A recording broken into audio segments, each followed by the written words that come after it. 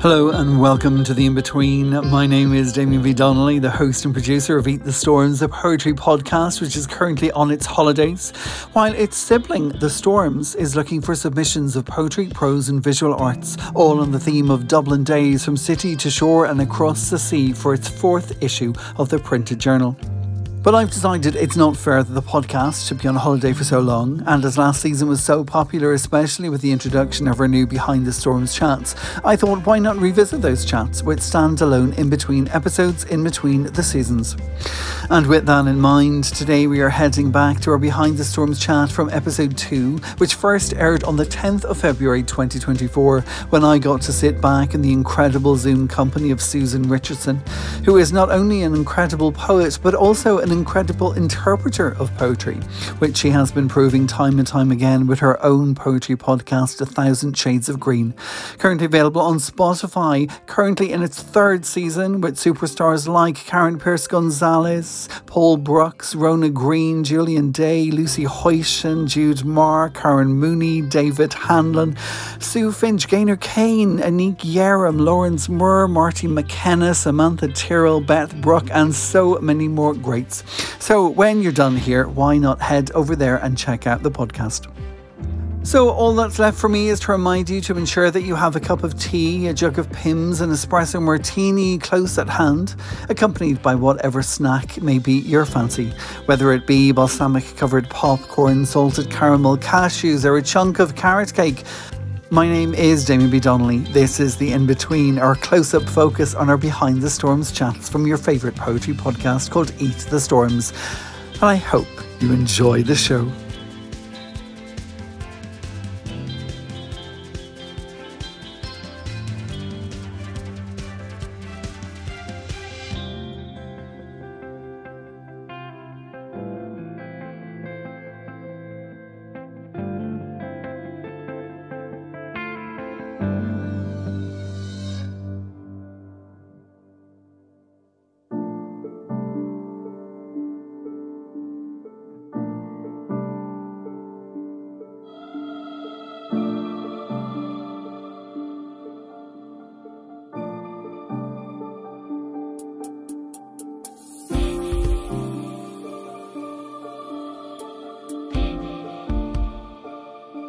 So on today's episode of Eat the Storms, as part of our Behind the Storms interview series, I am delighted to be joined by Susan Richardson, who you heard earlier on this episode. Susan, as I said, is the author of the collections The Things My Mother Left Behind from Potter's Grove Press, and most recently a collaborative collection with visual artist Jane Cornwall called Tiger Lily. She is also the blogger at Stories from the Edge of Blindness, and last year she began her own literary podcast called 1,000 Shades of Green, currently available on Spotify, but more about that later. Susan, thank you so much for joining us here today. Thank you. I'm thrilled to be here. We're now both podcast people. I know. It's growing, it's spreading like poetry. It's interesting because, I started during COVID because it was the only way to really connect, but it's wonderful to see you now starting the same thing in a completely different format. Yeah, thank you. And I really am grateful to you. I really do owe the idea to you because listening to you gave it to me. And I also love the idea of offering poetry to people who may not turn to it. Like I have a lot of friends and they're like, yeah, poetry, I don't read it. I don't, and it's not, maybe once upon a time poetry was just for poets, but I don't think it is anymore. I think it's so much more accessible. And sometimes when you hear it, the accessibility becomes even greater, it changes. And I love that. And obviously I love poetry. You love poetry. Yeah. I think it's interesting what you said in terms of like people being afraid to read it. And I think that is what podcasts are now doing, that there's a fear of picking up a book and not being able to figure it out. But when you have either the author or like yourself reading a poem for you, that audio experience becomes something completely different, I think. It takes it to a whole different level. There's less fear for the listener. Maybe just to let people know, so 1,000 Shades of Green, your new podcast, it's now in season 2. might be a little weird for us to talk about things in advance, but it's currently Wednesday afternoon on the 24th of January. But this episode is not going out until the 10th of February, which means that your second season will have already started. What you do extraordinarily well on your podcast is that you ask poets, can you read their poetry? So it gives a whole new twist on the poetic voice suddenly being interpreted by another poet rather than that of the author. You had a fantastic lineup in season one. You had Stephen Dennehan, Lawrence Moore, Suzanne Craig Whitetuck, Samantha Tyrrell, and of course, our dear friend, as we already mentioned, Anik Yerum. And I got to be a part of it as well. Huge thank you for that. How long does it take you to figure out how to read a poem and to attach yourself to a poem of someone else's? It's so far, I have the luxury of choosing the people that are on the show. So the first season was writers that I love. So it's work that I already feel an affinity to. And that makes it easier to read, but it's a lot of practice and it's many, many takes. I don't just sit down and like, hey, let's go. I want it to be good for the writer. I don't want to disappoint them. I want, and I'm not, by nature a performer. So, it's a new thing for me, but I love it. Some people use language in a way that is just meant to be read aloud. It's gorgeous, and sometimes I'll read people's books and I read them out loud to myself because they need to be read aloud, and so much poetry is like that. Well, I think it's almost like what you've said there. It's almost like I love musical theatre, and I know people have this thing about musical theatre. Like, oh my God, like do they have to just burst out into a song at a certain point? Yes, they do. But I think it's like poetry sometimes. It's too big to be held just on the page. It has to burst out. It has to rise beyond just the ink. And that's what you're touching on. That's what you're doing.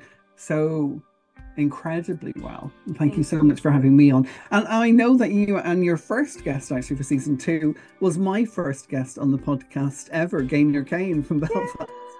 And that's how I know Gaynor's work, because of you.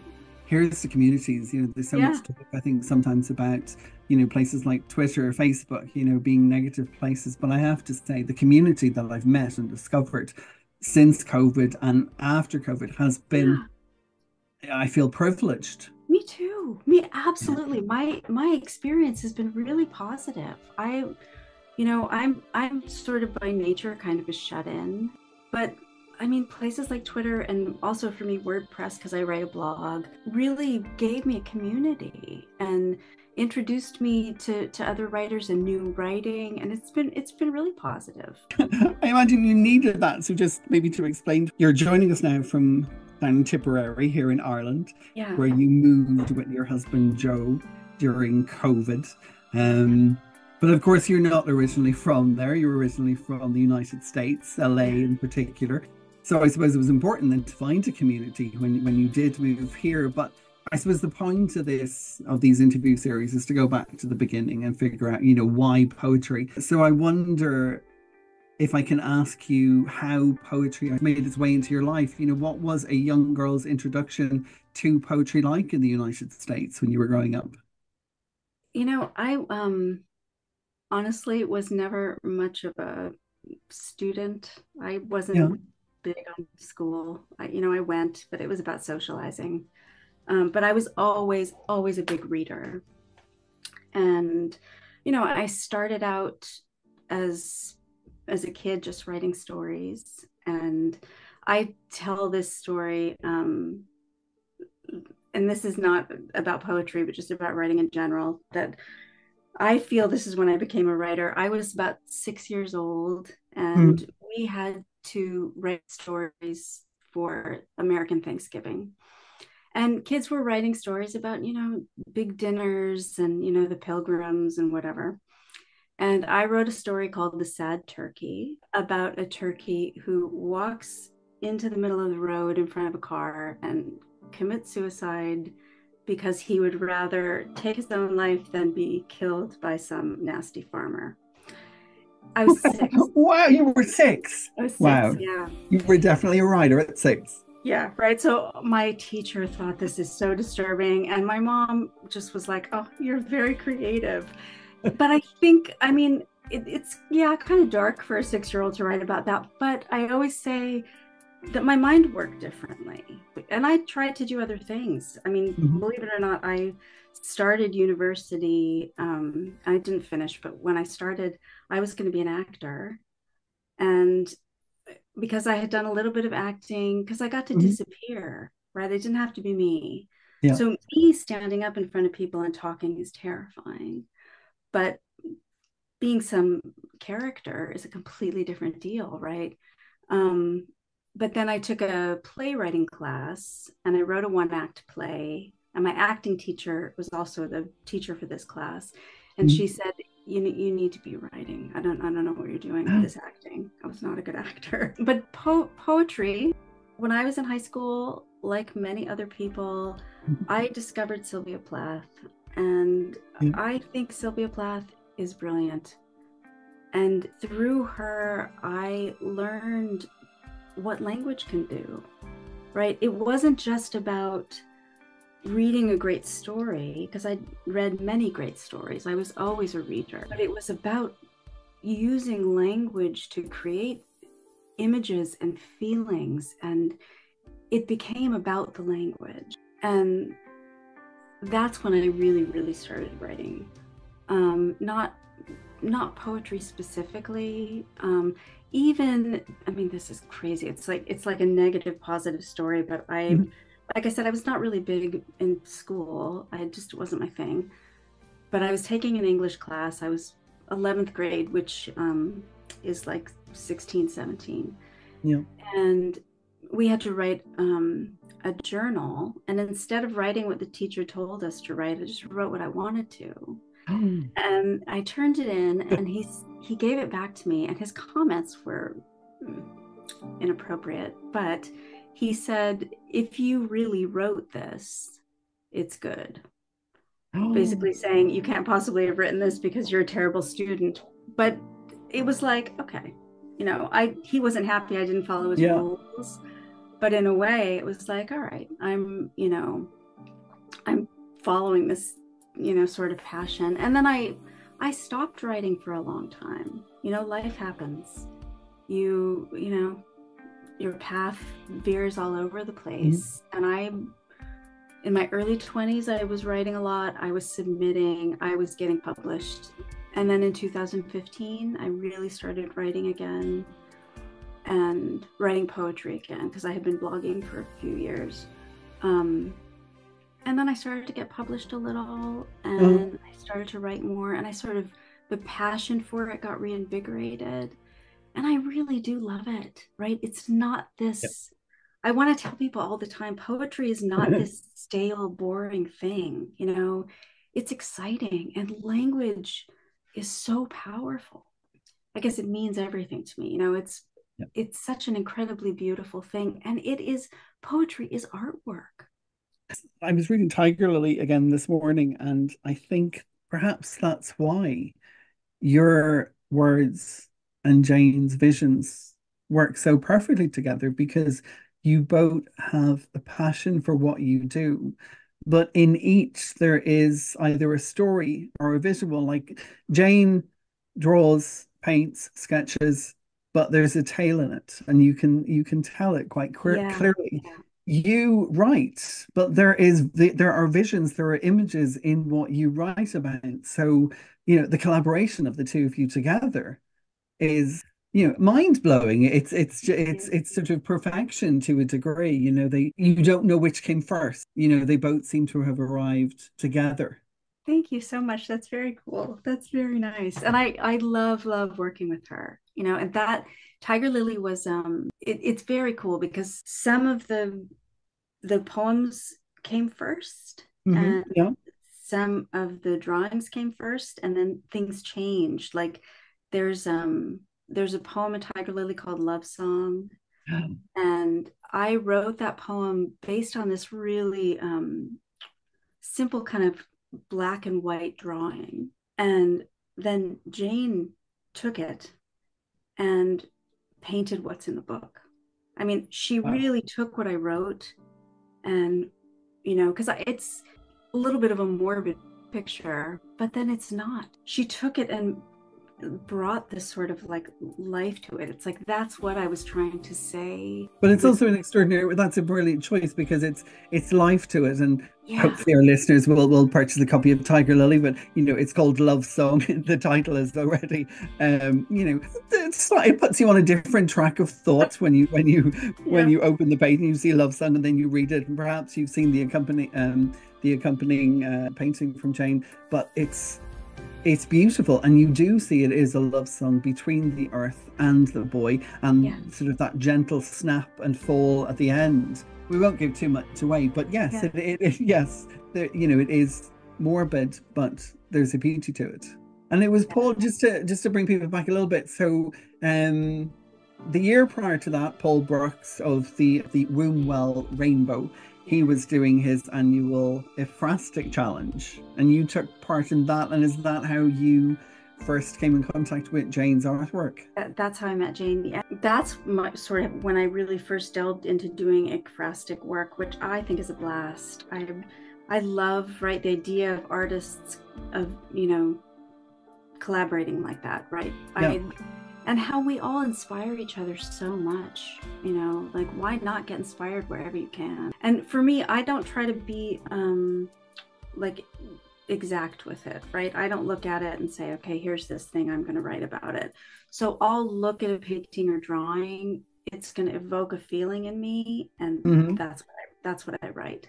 It's interesting because so you have two collections now. The first one, as I said, from Potter's Grove Press, The Things My Mother Left Behind, and then followed on by Tiger Lily. Both of them, to a degree, I would say, share some common themes that run through them at times. But Yeah, I imagine both of them completely different experiences because one, you're writing completely on your own and it's your first time coming out. But the second one, you get to collaborate with somebody else. yeah.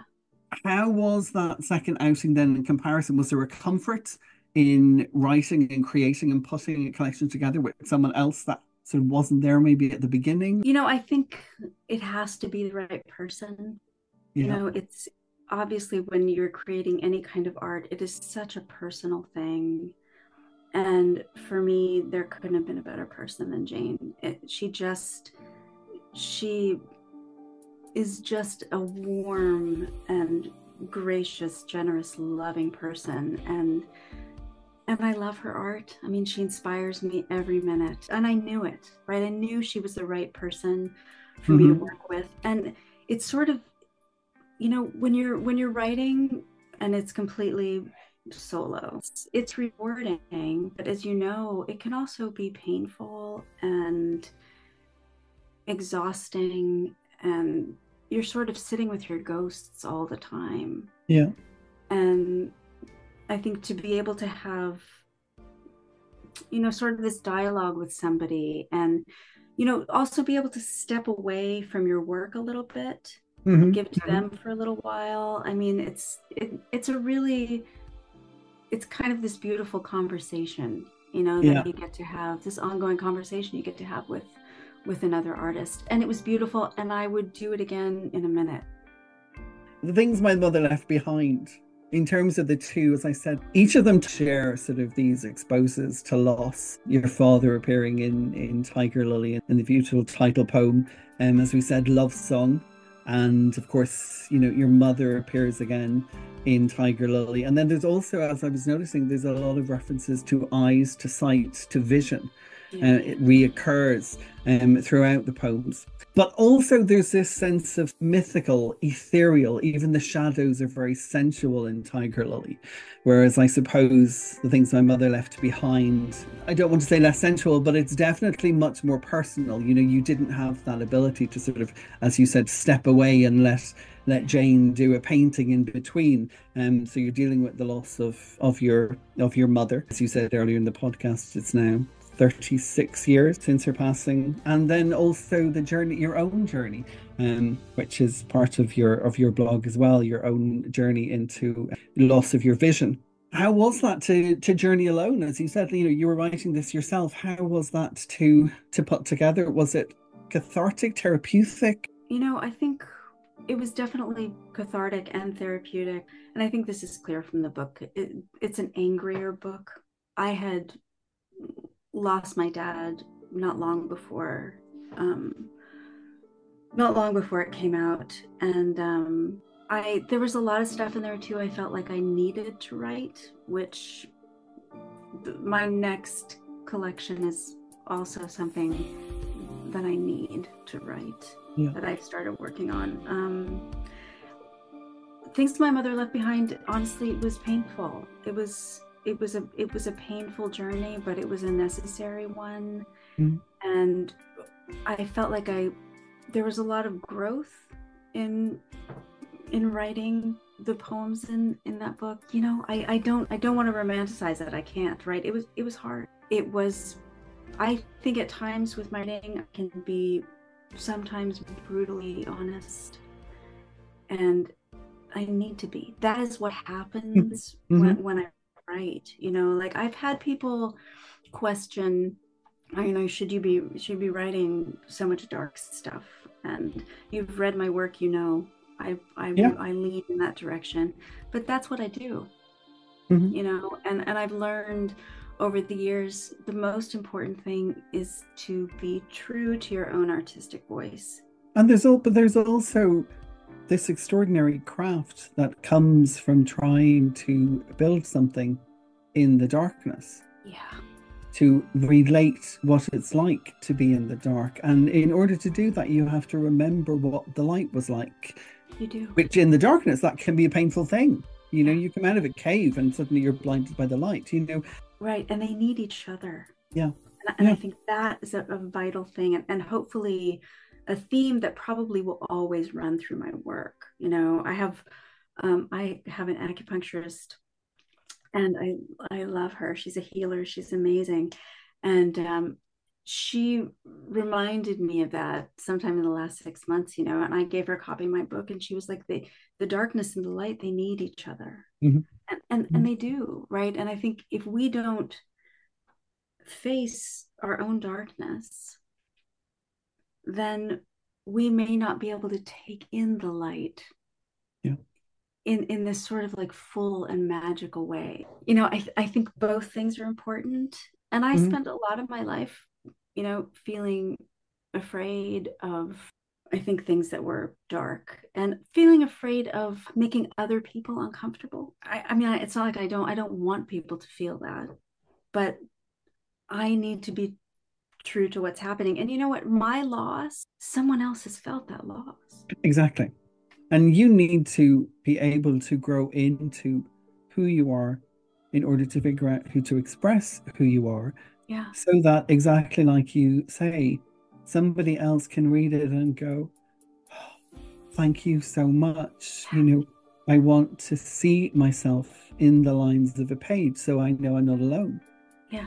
Right. I mean, isn't that a huge part of what we do? But Right. like, as a gay man growing up, and like trying to find a book in the end of the 80s, the beginning of the 90s, trying to find any book where I was visible at all. I remember I was about 17 and I found one book, and maybe there were more, but that was the length of time I wanted to go in that kind of like tiny little section of the bookstore that were, you know, other, books for others, and bringing it home. And it was at Christmas, and like I sort of spent like 2 weeks under the Christmas tree, like reading it, and it Oh my was God. like a jewel, and at that time I hadn't told anyone I was gay, so it was my secret, and this was suddenly my book, and I was in it. Oh my God. But like, these are rare things. And I was at a reading of Sean Hewitt recently, and when he finished, I just said to him, like, thank you for writing books where we're visible. you know and this is the thing, this is what we need, to be able to celebrate ourselves in Yeah. pages Yeah. and share the stories. I think people then find themselves in it, but also discover new things, like maybe learn things that they wouldn't have even thought about before. I started writing my blog initially because I wasn't writing, and Joe actually said, why don't you try and write a blog just to Yeah. get yourself going? I'm like, okay. And initially it was just going to be about my sight loss, but during the process it's become about more than that. I think people had such an idea in their heads about what blindness meant, right? That if somebody was blind, they just couldn't see anything. Yeah. And it was nice to be to feel like I could say, hey, I consider myself blind, um, but it means lots of different things. Hmm. Like I'm looking at you, I can see you, but if you were sitting next to me, I mean, I've got almost no peripheral vision. So that's the deal. That's so I have retinitis pigmentosa, and basically I'm losing my vision from the outside in. So I don't drive. I don't even push a shopping cart. Joe does all that because Okay. I've run into people. And I'm frequently, bruised and banged up because I bump into things. And is it But slowly progressive, or how is it's the? very slow. So Okay. for me, I am really lucky because Mhm. my vision has been stable for probably 12 years.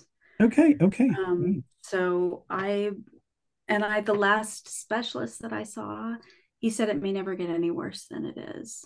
Oh, So I have probably, I don't know, maybe 15% of my peripheral vision. okay. Um, but I can still read.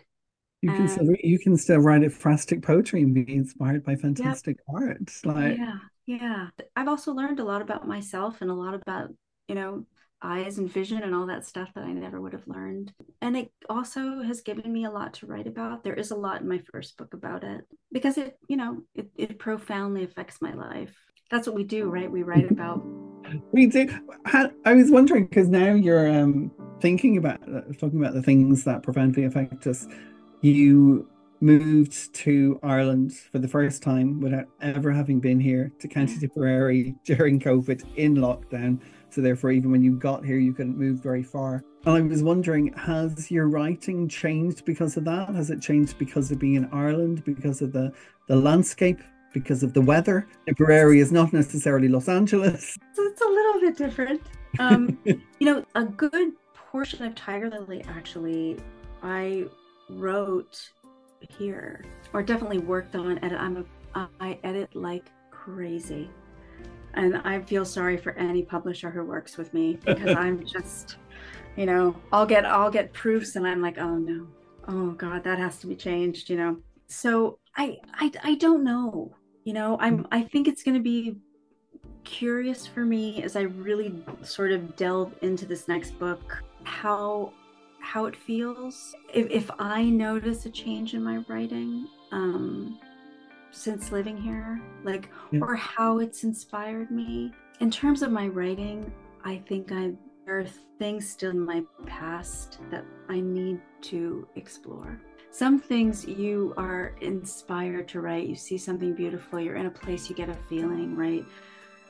A line comes to you, a word comes to you, an image, and then there's some stuff that you need to write about it. Yeah. You need to pull it from Yeah. within. And some, like I've known, like I've been now, this is 25 years away in different countries. Sometimes it was almost easier to write about things with distance and not just time, but also with geography, with a couple of mountains and an ocean or two in between. You know what? This is going to make me emotional. But I think that is why this book that I'm just beginning to work on it. Hmm. Maybe I'm able to do it for exactly that reason, because I am an ocean away from, I mean, it makes so much sense. I've thought about it in terms of time before. Like, I know I didn't write about my mom really for years and years, but also yeah, geography makes the difference. Maybe that's part of the readiness. It's brilliant. Yeah, like the safe harbor, whether you're looking across Yeah, the other side of the river or the other side of an ocean, there's yeah, there's a lot going on in all those waves in between, whether it's coming in or going out. yeah, yeah. It's very true. Thank Well, listen, you. I look forward to hearing the next collection and to discovering what actually comes out. Thank you so much, Susan, for joining me Thank today on you. Eat the Storms. It's been an absolute pleasure. It's been wonderful. Thank you so much. Yeah, it's been wonderful. I was nervous, and you are beyond lovely. I adore you. Thank you so much for talking to me and for taking the time and thinking about me. I can't tell you how much I appreciate it. Right back at you. Ever since we met at the casino at our lunch, I always knew we were going to get on well, and we did. Thank you.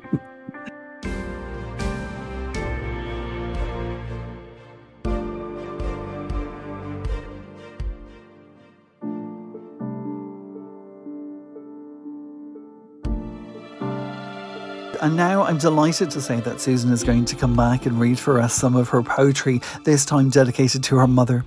Please welcome back Susan Richardson. I am recording this just a couple of days before the end of 2023. And on January 2nd, it will be the 36th anniversary of my mom's death. So I thought today I would read a few poems about her. The first one, originally published in Anna Pest's journal, is called My Mother's Breaking Body. I yield to the call of the kitchen, a half-eaten dessert and the ache to feel full again. The nights have grown pallid in the grip of bereavement. My throat hollow, defeated.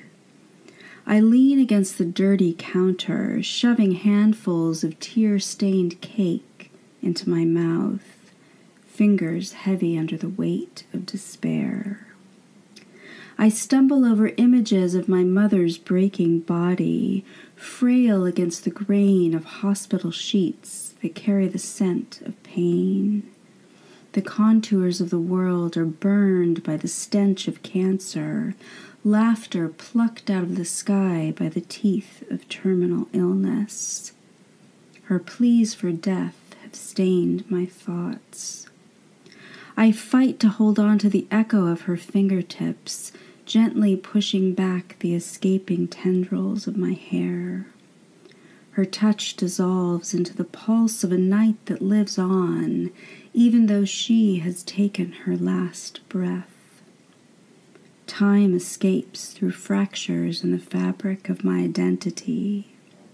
I find myself alone on the floor, gorging my emptiness on devil's food. The next two poems are from my book, Things My Mother Left Behind. This one is called Slipping Beneath Time.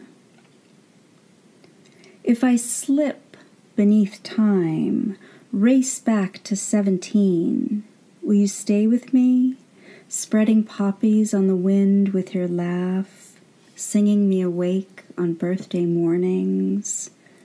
If I smudge out history, pluck the weeds that death scattered between 20 and 30. Will you save me? Pull me from the bottom of a bottle, shatter it against the sky.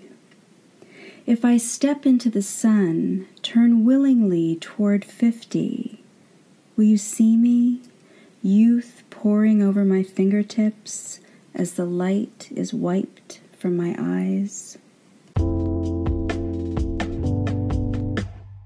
So the last poem I've chosen to share today is called Address to Diane.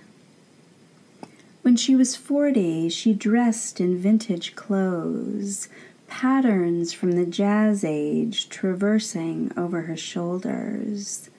She'd go to the local pizza joint for a slice of pepperoni, sweeping through the door in a flourish of silk and velvet, ensconced in a feathered cloche, throat wrapped in emeralds.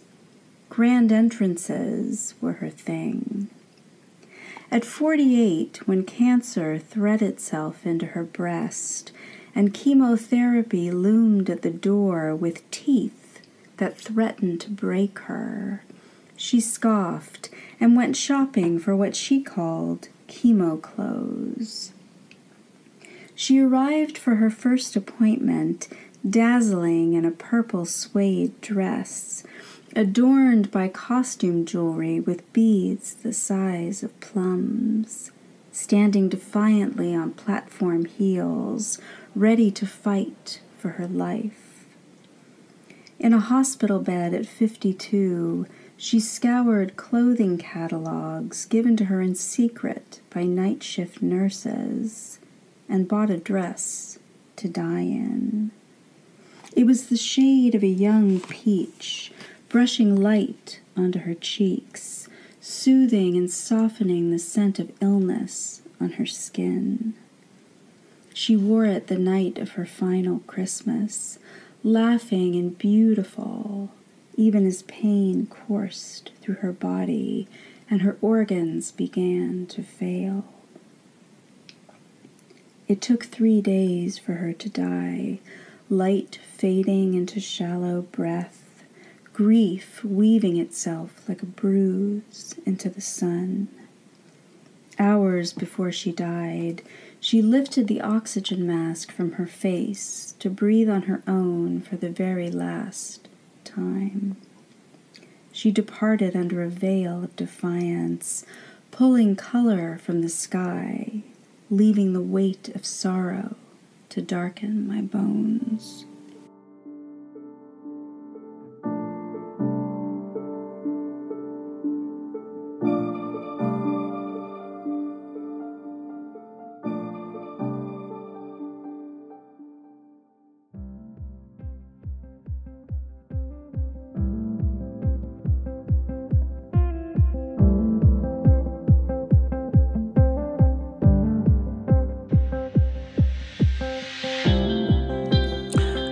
Poetic peeps and gentle persons and betweeners and nonconformers, genders all and genders equal. We've reached the end of this special in-between episode of Eat the Storms, the poetry podcast. My name is Damien B. Donnelly. I got to be your host and producer, and thank you for so much for tuning in for this revisit of Season 8 and its Behind the Storms conversations.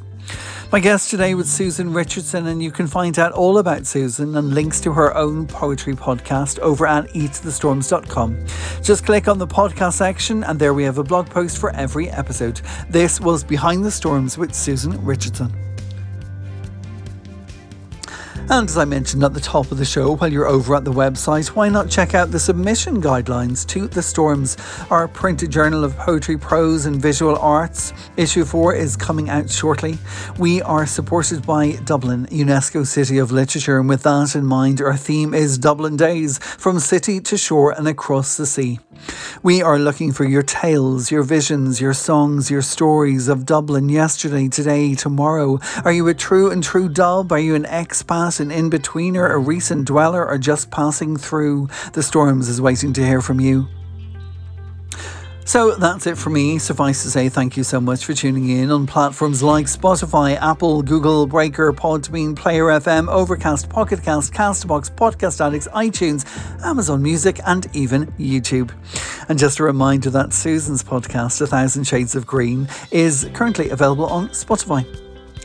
My name is Damien B. Donnelly. Until the next moment we get to share together, stay bright, stay light, and if you see the sun, please send it my way. The podcast may be called Eat the Storms, but I'd like a little summer. And of course, until next time, stay bloody poetic.